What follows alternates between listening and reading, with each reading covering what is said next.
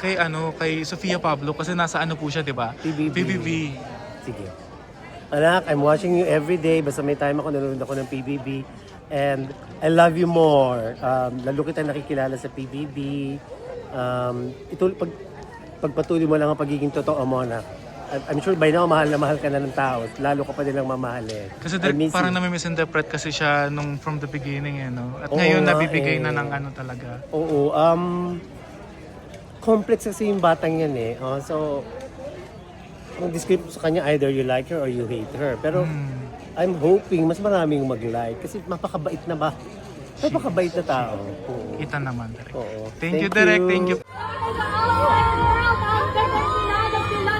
Cavite, Eliza, at ang strong-willed sunshine ng Quezon City, Sofia!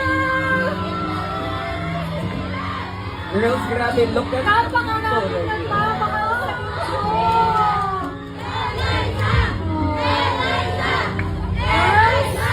Mahigit 3 buwan sa loob ng bahay ni Kuya, I want to know ano yung pinaka-masarap na ibabaon yung memory mula sa bahay ni Kuya. Marami na po talaga akong na-experience sa bahay ni Kuya. Eh lahat po talaga yun, ibabaon ko po talaga sa puso ko. At i-a-apply ko po talaga yung sa lahat na mangyayari sa akin dito sa labas. At yung friendship din po namin. Thank you girls, Eliza, Sofia. Pero bago mo na yan, ano yung mga mahal ninyo sa buhay? Grabe talaga, ang dami na nangyayari. Pinoy Brothers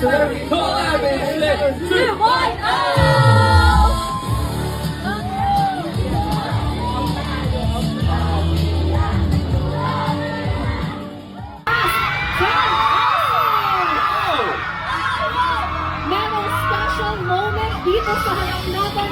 Welcome sa bahay ni Kuya. Okay lang, mag-stay ka. Hello po sa inyo lahat. Ako po si Sofia, ang Strong-Willed Sunshine ng Quezon City. At gusto ko magpasalamat sa lahat ng taong sumuporta sa akin sa PBB journey ko.